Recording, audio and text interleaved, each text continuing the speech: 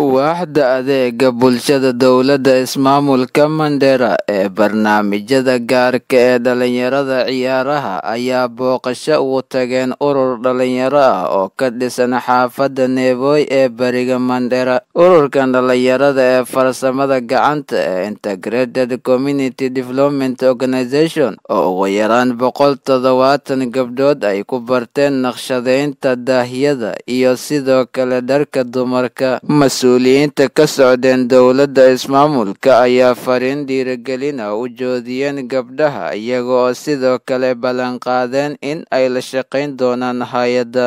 Assalaamu calaykum. Fursadda ugu horeysa waxaan u mahadcelinaynaa Allah subxaanahu wa ta'ala oo meeshan isku keenay annagoo caafimaad qabna waa fursad qaali ah.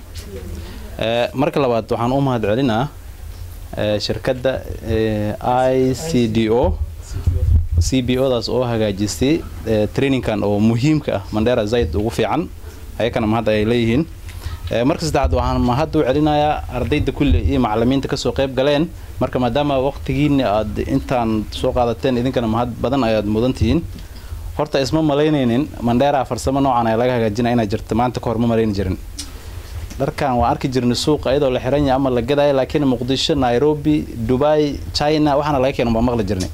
marka ma sha Allah waa arin aad muhiim u ah in Mandera maanta gabdhahayni dharsaan u quraxsan ay hagaajinayaan marka insha Allah arintaas arin aad u fiican waaya dhiirigelin banaadan idin sameeynayna macallimiintii hagaajiyeen ayakana qeyr badan Allah ka siiyo idaarada maal oo chief of staff qabta women empowerment and affirmative action shaqada si gabdhaha wax loola qaban lahaa bis ay tahay marka chief of staff-dana waan gaarsiinaynaa wasiirina waan la fadhiisanaynaa arintan waan ka dhaadhicinaynaa insha Allah ayadana insha Allah intaan keenayna waan la imaanaynaa markaan imaanaynana sida hadda aan ku imaanayna shirweyne iskugu imaan doonaan 27 governor oo lagu sameyn doono Wazingishu ayaa jiri doona waxaan isku dayaynaa aan ku dadaalaynaa sidii lidin geeyni lahayd group idinka kamid ah oo arintan tuso dadkaas ay tahay meeshas oo dawladdan idin qaado saasaan ku dadaalaynaa. Assalaamu calaykum. Magacaygu waa Fartuun qaybtan oo ICDO wax ka bartay waxaana kamid ah guddiga wacyigeliya ee bulshooyinka xaafadda Nevoy si ay u qayb qaataan farsamada si aan camal like also graduate from 2013 ilaa hadda waa ma dhowr jeer waxaan apply garay exam waan galay laakiin lama soo select gareyn waa nasiib marka waxaan qorsheystay inaan vocational skill meel laga barana aan raadiyo tan idaacaddan ka maqlay ICDO soo asaasaan ku raadiy aan ku soo galay haddana waan ka faa'iiday alxamdulillah farsamaan ka bartay xiliyaasha oo maraan isku qaadnay inaan contribution hagaajino daawo aan dirsano dhar aan soo gadno kadamba haddana support dawladda aan weydiisana hadda kulli wax walba waqti ay leeyihiin waqtiga ayaga hayn baa hadda joognaa marka waa mahadsantihiin waxaan codsanaynaa bulshada in anaga wacyigelin ee adinkan aad dhan dhaqaale naga caawisaan sida aan daawada aan ku tirsana marka intaas baahida ugu daran oo capital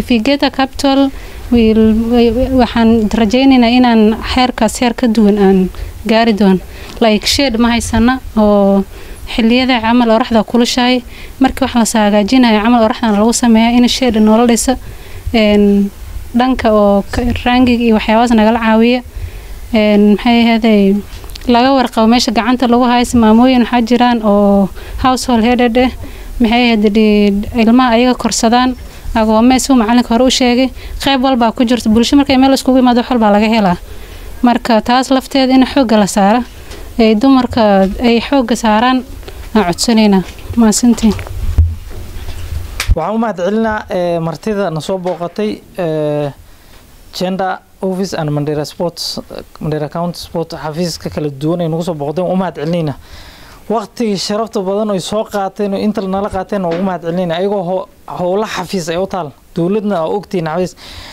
gabdhaha waxaan u sheegaa ardayda madaxda noo imaaday bartaa yar muugiisaas youth chairman sheegay meesha levelka ay dawladda ka joogaan waa meel dheer waa ugu mahadcelinaynaa meesha ay hadda waqtiga ay gaarsiiyeen oyna leeyihiin wasiiradii wax walba imaanayaan haddana loo sii dirahay nationalka marka saaka camal fursad nagama dhumin fursado qaali aan helnay marka saas idinkana ogaada waan u duceynaynaa mar walbana waxaan ka codsanaynaa inay naga warqabaan oo gabdhaha ka warqabaan because qofka hadda wax barta waanta taas farsamada barta cidda haddaas ku laabta oo qalabkiisa wax ku shaqaysan la aasaysanin shaqada waa ka dhumi hadda ardayda camal waxay barteen harqaan saaluun computer dharkan haddii maanta ay knowledge cilmiga ay haystaan ay guri ku laabtaan oo qalabka haysanin meeshii taagnaan jugjug meeshaas joogay noqonay beyntii maamulaha Integrated Community Development Organization ayaa u hadlay sida tan. My name is Nurdin Haj Abdullahi. I am the Executive Director of ICDO, Integrated Community Development Organization. Mohammed is the Program Manager. He's the manager in the area. And also Jelle is missing, he is sick. We have Habiba, she's the team leader of tie and dye activities. The rest, where is Habiba? Where is Khadija? Khadija is also, she's a ICDO official member.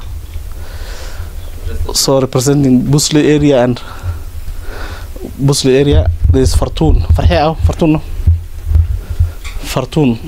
Also Fartoon represents the market side, livestock market area. Bashir is missing. Bashir and Halima, they represent Naboi side, Nahas. Marka, we are over 170 in total, so 170 beneficiaries. All are women, female. 170 of them are female. So activity السمينة وحاوي ICD سمينة مستوى ICT, computer, tailoring, and tie and dye, also beauty salon. Maka welcome. Abdulghani Abdikarim, Abdulghani AK, MCTV.